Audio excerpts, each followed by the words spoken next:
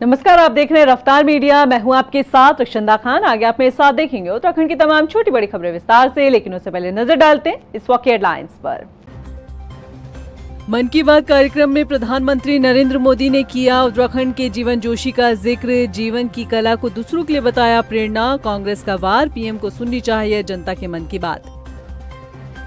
नीति आयोग की बैठक से उत्तराखंड को बड़ी उम्मीदें। विशेष आर्थिक पैकेज की मांग पर दिया गया जोर। पर्यावरण संरक्षण, इको पर्यटन और वाइब्रेंट विलेज योजना पर भी हुई चर्चा। फिर सुर्खियों में छाए हरीश रावत। हरदा की सियासी यात्रा को लेकर उठ रहे सवाल। क्या कांग्रेस को उभारने के लिए हो रही मेहनत या खुद की राजनीति चमकाने में लगे हरदा। और पंच प्यारों की अगुवाई में खुले हेमकुंड साहिब के कपाट। हजारों श्रद्धालु बने भव्य पल के साक्षी। दर्शन के लिए सिख श्रद्धालुओं में दिखा खासा उत्साह। हेडलाइंस के बाद बुलेटिन में खबरें विस्तार से। और बात सबसे पहले करते हैं सूबे के मुखिया पुष्कर सिंह धामी की। रविवार को मुख्यमंत्री ने केंद्रीय मंत्री और अन्य राज्यों के सीएम के साथ प्रधानमंत्री नरेंद्र मोदी के मन की बात का 122वां संस्करण सुना। इस दौरान उन्होंने राज्य के कई महत्वपूर्ण विषयों पर भी चर्चा की। आपको बता दें कि इस मौके पर प्रधानमंत्री नरेंद्र मोदी ने ऑपरेशन सिंदूर को लेकर जहां अपनी बात रखी, तो वहीं उत्तराखंड के 65 वर्षीय दिव्यांग जीवन जोशी का भी जिक्र किया। पीएम मोदी ने उनके द्वारा स्थापित की गई बगेटे कला और इस कला के प्रति उनके समर्पण की कहानी को लोगों के साथ शेयर किया, ताकि हर कोई जीवन जोशी से प्रेरणा ले। चीड़ के पेड़ों से गिरने वाली सूखी छाल से सुंदर कलाकृतियां बनाते हैं। वो छाल जिसे लोग आमतौर पर बेकार समझते हैं, जीवन जी के हाथों में आते ही धरोहर बन जाती है। उनकी हर रचना में उत्तराखंड की मिट्टी की खुशबू होती है। कभी पहाड़ों के लोक वाद्य यंत्र, तो कभी लगता है जैसे पहाड़ों की आत्मा उस लकड़ी में समा गई हो। जीवन जी का काम सिर्फ कला नहीं, एक साधना है। वहीं प्रधानमंत्री नरेंद्र मोदी की अध्यक्षता में आयोजित हुई मुख्यमंत्री परिषद की बैठक में सीएम धामी ने भी हिस्सा लिया। इस दौरान उन्होंने राज्य में लागू समान नागरिक संहिता पर जानकारी दी। सीएम धामी ने बताया कि यूसीसी लागू करने के लिए मजबूत सिस्टम का निर्माण किया गया है। आम जन की सहूलियत के लिए पोर्टल और मोबाइल ऐप बनाया गया है, जिसका फायदा लोगों को मिल रहा है। उन्होंने कहा कि यूसीसी को लेकर जनता का समर्थन मिला है। उधर मुख्य विपक्षी दल कांग्रेस ने प्रधानमंत्री नरेंद्र मोदी के मन की बात कार्यक्रम पर निशाना साधा। कांग्रेस प्रदेश प्रवक्ता प्रतिमा सिंह ने कहा कि प्रधानमंत्री मोदी मन की बात में सिर्फ अपनी बात करते हैं। आज तक उन्होंने जनता की बात नहीं सुनी। अगर जनता की बात सुनते तो उत्तराखंड की जमीनी हकीकत से वाकिफ होते। उन्होंने कहा कि आज भी आमजन बेहतर शिक्षा, स्वास्थ्य और रोजगार की तलाश में भटक रहा है। देखिए, भारतीय जनता पार्टी की सरकार है और नरेंद्र मोदी जी ने, मुझे लगता है, अरबों रुपया मन की बात में खर्च कर दिया है। और उनको ये समझना चाहिए कि अब जनता ये चाहती है कि मोदी जी उनकी बात सुने, मोदी जी जन की बात सुने। मन की बात बहुत हो गई। और आपने उत्तराखंड का जिक्र किया, लेकिन एक बात बताइए, आपको उत्तराखंड की धरातल की स्थिति का क्या पता है? आपको जिक्र करना चाहिए तो आपको उन नौजवानों से बात करनी चाहिए जो बेरोजगार हैं। आपको महिलाओं के बारे में बात करनी चाहिए जो अपने आप को सुरक्षित महसूस कर रही हैं इस प्रदेश में भारतीय जनता पार्टी के नेताओं की वजह से।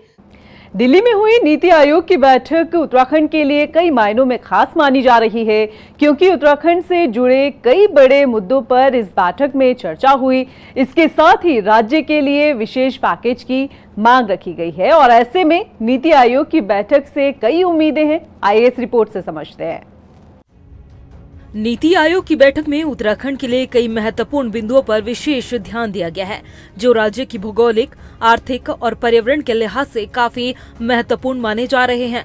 इस बैठक में कुछ खास मुद्दों पर जोर दिया गया, जैसे कि उत्तराखंड ने अपने विषम भौगोलिक परिस्थिति और पर्वतीय क्षेत्रों की चुनौतियों को देखते हुए नीति आयोग की बैठक में विशेष आर्थिक पैकेज की मांग की है। मुख्यमंत्री पुष्कर सिंह धामी ने हरिद्वार के विकास और राज्य की अन्य जरूरतों के लिए विशेष पैकेज पर जोर दिया। उत्तराखंड, जहां 70% से अधिक भौगोलिक क्षेत्र वन क्षेत्र है, नीति आयोग और 16वें वित्त आयोग की बैठक में पर्यावरण संरक्षण और वन प्रबंधन के लिए विशेष अनुदान की मांग की गई है। नीति आयोग की बैठक में उत्तराखंड को एक नॉलेज हब के रूप में विकसित करने पर चर्चा की गई। यह राज्य की शैक्षिक और तकनीकी क्षमता को बढ़ाने के लिए एक महत्वपूर्ण कदम हो सकता है। उत्तराखंड में इको पर्यटन को बढ़ावा देने और सीमावर्ती क्षेत्रों में वाइब्रेंट विलेज योजना को लागू करने पर चर्चा की गई। ये पहल राज्य के पर्यटन क्षेत्र को मजबूत करने और ग्रामीण अर्थव्यवस्था को बढ़ावा देने के लिए महत्वपूर्ण है। उत्तराखंड में पलायन की समस्या को रोकने के लिए विशेष योजनाओं की मांग है। कम जनसंख्या वाले पर्वतीय क्षेत्रों में स्थानीय निकायों के लिए विशेष छूट और पलायन रोधी विकास योजनाओं पर जोर दिया गया। उत्तराखंड ने सहकारी संघवाद के तहत केंद्र और राज्य के बीच बेहतर समन्वय पर बल दिया है। नीति आयोग की बैठक से उत्तराखंड को काफी उम्मीदें हैं। बीजेपी नेता मथुरा दत्त जोशी का कहना है कि प्रधानमंत्री का उत्तराखंड से हमेशा से विशेष लगाव रहा है, इसलिए उत्तराखंड को लाभ जरूर होगा। देखिए, नीति आयोग की बैठक में उत्तराखंड को बहुत कुछ मिलने की उम्मीद है। मैं समझता हूँ कि हमको बहुत कुछ प्राप्त होगा। प्रधानमंत्री जी का विशेष ध्यान उत्तराखंड की तरफ है। विशेष रूप से कई चीज़ें उत्तराखंड को देने का काम प्रधानमंत्री जी ने किया और माननीय मुख्यमंत्री जी का मैं तो आभार व्यक्त करना चाहूँगा कि उन्होंने जिस तरीके से उत्तराखंड की मूलभूत समस्याओं की ओर नीति आयोग में प्रधानमंत्री जी का ध्यान आकृष्ट किया, भारत सरकार का ध्यान आकृष्ट किया, निश्चित रूप से उससे हमें कुछ मिलेगा। चाहे ग्रीन बोनस की बात हो, चाहे आपदाओं में से बचाव के लिए पैसा देने की बात हो, चाहे 4 धाम यात्रा को सुचारू रूप से चलाने की बात हो। वहीं कांग्रेस ने भी राज्य सरकार को केंद्र में पुरजोर पैरवी करने की बात कही है, जिससे उत्तराखंड को ग्रीन बोनस मिल सके। जो ग्रीन बोनस है, ग्रीन बोनस हमारे जो प्रदेश को मिलना बहुत ज़रूरी है और सरकार कांग्रेस पार्टी के दबाव में है, क्योंकि हमने अभी ये बात अभी भी कही थी जब वित्त आयोग यहाँ आए थे और सरकार ने अपनी रिकमेंडेशन में वित्त आयोग से जो है ग्रीन बोनस की मांग नहीं की। 3-3, 4-4 बार जो है बजट आ चुका है, ग्रीन बोनस हमें नहीं मिला है। यही वजह है कि आखिर धामी जी को विपक्ष के दबाव में आकर के नीति आयोग के समक्ष ये बात रखनी पड़ी है कि ग्रीन बोनस हमारी जो है मांग है और हमारी ज़रूरत है। मांग के साथ साथ ग्रीन बोनस हमारी ज़रूरत है, क्योंकि जितना हम स्टेट का बजट का एक्सपेंडिचर इन्वायरमेंट प्रोटेक्शन में लगाते हैं, अगर वो हमें केंद्र से मिलेगा तो हमारे प्रदेश की इकॉनमी भी अच्छी होगी और हमें डेवलपमेंट में जो और अन्य प्रदेश है उनके साथ डेवलपमेंट उनसे कॉम्पीट करने में भी हमें सुविधा हो। नीति आयोग की बैठकों में उत्तराखंड के लिए विशेष ध्यान आर्थिक सहायता, पर्यावरण संरक्षण, इको पर्यटन और नॉलेज हब के रूप में विकास करने पर जोर दिया है। ये प्रयास उत्तराखंड को सतत विकास और आर्थिक प्रगति के पथ पर ले जाने में महत्वपूर्ण होंगे। अब देखना ये होगा कि उत्तराखंड के हिस्से में आखिर क्या कुछ आता है। रफ्तार मीडिया के लिए देहरादून से सुशांत सिंह की रिपोर्ट। उत्तराखंड कांग्रेस का सबसे बड़ा चेहरा और राज्य के पूर्व मुख्यमंत्री हरीश रावत इन दिनों फिर एक बार अपनी सियासी यात्रा पर निकले हैं और उनकी ये यात्रा कांग्रेस के लिए संजीवनी के रूप में देखी जा रही है। साथ ही बीजेपी पर निशाना भी साधा जा रहा है। लेकिन हरदा की इन यात्राओं से कई सवाल भी उठ रहे हैं। क्या हरदा इस यात्रा के जरिए अपनी राजनीति को बचाना चाहते हैं या फिर कांग्रेस के लिए राह आसान करना चाहते हैं? ये रिपोर्ट देखिए। उत्तराखंड कांग्रेस का सबसे अहम, सबसे खास और सबसे वरिष्ठ चेहरा हरीश रावत का माना जाता है। हरीश रावत उत्तराखंड के उन कद्दावर नेताओं में शुमार है जिन्होंने लाख कठिनाइयों के बाद भी राजनीति से अपनी सक्रियता कम नहीं होने दी। इन दिनों हरदा अपनी सियासी यात्रा पर निकले हैं। उनकी इस यात्रा को कांग्रेस के लिए संजीवनी के रूप में देखा जा रहा है, क्योंकि उत्तराखंड में 2027 का विधानसभा चुनाव होना है और जिस तरह से लगातार कांग्रेस को हार का सामना करना पड़ा, ऐसे में हरदा की ये यात्रा कांग्रेस के लिए एक नई पटकथा लिख सकती है। मगर हरदा की इस सियासी यात्रा को लेकर कई सवाल उठ रहे हैं। मसलन हरीश रावत को अपनी राजनीतिक यात्रा के इस दौर में अपनी बात कहने के लिए ये सियासी यात्रा वाला रास्ता क्यों निकालना पड़ा? क्या इस यात्रा के जरिए हरदा अपनी राजनीति चमकाना चाहते हैं या फिर कांग्रेस पार्टी के लिए राह आसान बनाना चाहते हैं? क्या वाकई हरदा की इस यात्रा से कांग्रेस पार्टी उभर पाएगी? क्या हरदा की इस यात्रा से कांग्रेस पार्टी को कोई नया मुकाम मिल पाएगा? ये वो तमाम सवाल है जो राजनीतिक गलियारों में तैर रहे हैं, मगर हम इसे हरदा की सक्रियता ही कहेंगे, क्योंकि 2017 से 8 सालों में 4 जगहों से चुनाव हारने वाले हरीश रावत के पास अगला चुनाव लड़ने का विकल्प होगा या नहीं, ये भविष्य ही बताएगा। मगर उनकी यात्रा की जीवटता बताती है कि राजनीतिक रूप से सक्रिय रहना हरीश रावत को कितना पसंद है। हालांकि हरदा की यात्रा को लेकर बीजेपी सीधे तौर पर हरीश रावत के कार्यकाल पर निशाना साधते हुए नजर आ रही है। बीजेपी के प्रदेश मीडिया प्रभारी मनवीर चौहान का कहना है कि जिस दौर में हरीश रावत राज्य के मुख्यमंत्री थे, वो दौर इस राज्य के लिए किसी अभिशाप से कम नहीं था।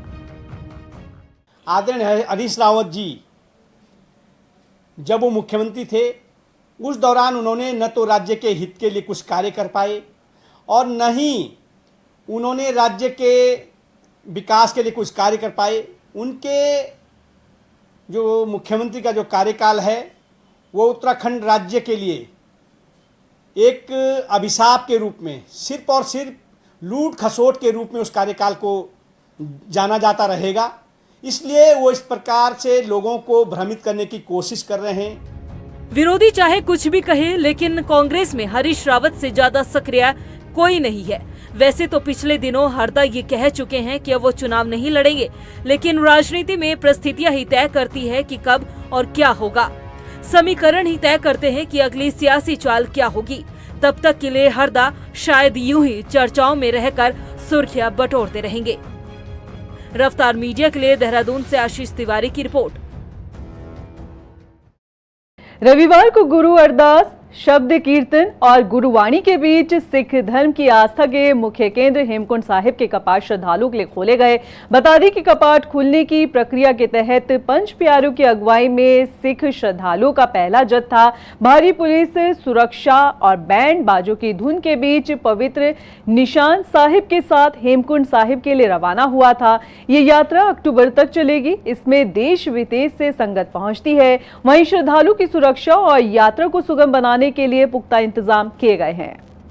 राजधानी देहरादून स्थित महाराणा प्रताप स्पोर्ट्स कॉलेज में साल 2011 में बने आइस हॉकी रिंग को लंबे समय के बाद खोल दिया गया है। आपको बता दें कि हाल ही में आइस हॉकी रिंग की तकनीकी खामियों को दुरुस्त किया गया था। वहीं 5 मई को मुख्यमंत्री पुष्कर सिंह धामी ने आइस हॉकी रिंग का लोकार्पण किया था। जानकारी के मुताबिक 31 मई तक ये रिंग बिना शुल्क के खुला रहेगा। 31 मई के बाद बेहद कम शुल्क को देकर खिलाड़ी इसका इस्तेमाल कर अपनी प्रतिभा को निखार सकते हैं। इसमें बेसिकली स्टेडियम हमारा 6 डेज अ वीक खुलते हैं। एक दिन हम लोग उसको ग्राउंड का लिए, ग्राउंड स्टाफ उसको ग्राउंड मेंटेन करता है, घास और बाकी चीज़ों को। साथ ही हमारा जो इन हाउस कीपिंग का काम होता है उसके लिए हम एक दिन क्लोज करते हैं, तो बाकी 6 दिन खुला रहता है। इसमें ये बात आई थी कि ये इंटरनेशनल क्रिकेट स्टेडियम की, तो ये भी खुला है। हाँ, कोई बुक कराना चाहे तो जैसे अभी भी एक इवेंट चल रही है, क्रिकेट का टूर्नामेंट चल रहा है अंदर, तो बुक करा के लोग लेते ही हैं। अब हमने इसको 6 से 8 बजे तक के लिए जो लिए भी बोला है। हाँ, वो भी हमने अब इसका इंस्ट्रक्शन पास ऑन भी कर दिए सोसाइटी को, साथ ही जिलों को, कि सभी जगह जो भी फैसिलिटीज़ हैं जो बच्चे यूज़ करना चाहते हैं तो वो पूरा खुला रहेंगे 6 to 8 PM। प्रदेश के काश्तकारों और किसानों की आजीविका सुधारने के लिए अच्छी खबर है। भारतीय सेना अब पशुपालन विभाग के माध्यम से प्रदेश के स्थानीय किसानों से पोल्ट्री उत्पादों की खरीद करेगी। पशुपालन विभाग की इस पहल के जरिए सेना की अग्रिम चौकियों पर स्थानीय स्तर पर उत्पादित भेड़, बकरी और पोल्ट्री उत्पादों को आपूर्ति सुनिश्चित करने का लक्ष्य रखा गया है। पशुपालन निर्देशक नीरज सिंगल की माने तो उत्तराखंड के वाइब्रेंट विलेज के पशुपालक गोट वैली योजना के तहत भेड़, बकरी और मुर्गी पालन करते हैं और उन्हें जिंदा भारतीय सेना को सप्लाई किया जाता है। ITBP और सेना की जो हमारी टुकड़ियां हैं वाइब्रेंट विलेज में, उनको मीट ऑन हुफ्स MOH सप्लाई करते हैं। लाइव गोट, हम जिंदा बकरी जो हमारे फार्मर की हैं वो फार्मर उनको सप्लाई करते हैं। और चूंकि अभी तक ये कार्य उनके स्तर से जो टेंडर होता था उस प्रोसेस से होता था, उसमें एक मिडिल मैन रहता था। यहाँ मिडिल मैन नहीं है, सीधे पशुपालक का प्रोडक्ट सीधे उस चौकी या उस सेना तक जाता है जो वहाँ पे उसको प्रयोग करते हैं, और उस पशुपालक को विभाग की तरफ से भुगतान कर दिया जाता है 24 घंटे के अंदर, ताकि उसको अपने प्रोडक्ट का पैसा मिल जाए। तो पशुपालन विभाग का इसमें यह योगदान है कि हम अपने जवानों के लिए स्वस्थ और ताजा उपलब्ध कराते हैं और वो लाइव लेते हैं। हम कोई मीट एक्सपोर्ट नहीं कर रहे हैं।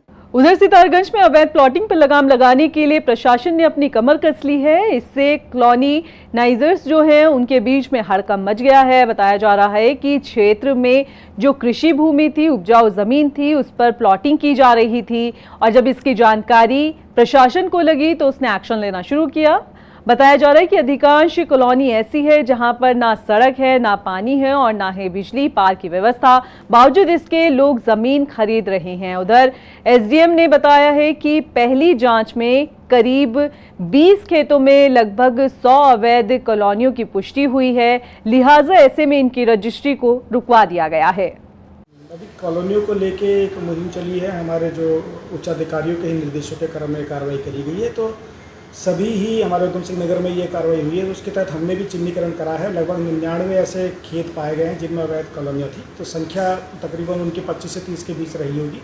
कार्रवाई अभी गतिमान है। जो और भी हम चिन्हीकरण कर रहे हैं उसकी सूचना भी हम ऊपर भेज रहे हैं और अभी वर्तमान में रजिस्ट्रियाँ इन सभी कॉलोनियों पर रोक दी गई है। उधर अल्मोड़ा में राजकीय शिक्षक संघ ने 2 दिवसीय अधिवेशन का आयोजन किया। इसमें राजकीय शिक्षक संघ की नई कार्यकारिणी का गठन हुआ। बता दें कि नई कार्यकारिणी में अध्यक्ष समेत 6 पदों पर निर्विरोध निर्वाचन हुआ। वहीं नवनियुक्त अध्यक्ष बने भूपाल सिंह ने कहा है कि अपने शिक्षक साथियों का आभार जताते हैं। साथ ही उन्होंने कहा कि उनकी पहली प्राथमिकता शिक्षकों की समस्या का समाधान करना होगा। ये 2 वर्षों में हमारे रांची शिक्षक के जनपद स्तरीय अधिवेशन होते हैं, जिसमें इससे पूर्व के अधिवेशन मुझे जिला मंत्री के रूप में जिम्मेदारी दी गई थी हमारे शिक्षकों के द्वारा। इस वर्ष 2 वर्षों के जो हमारा कार्यकाल रहा है उसको हमारे जनपद के शिक्षकों ने सराहा और उसकी परिणति के रूप में उन्होंने मुझे आज जिलाध्यक्ष के पद पर निर्वाचित किया है। मैं अपने जनपद के सभी संगठित साथियों का इस हार्दिक इसके लिए धन्यवाद देता हूँ।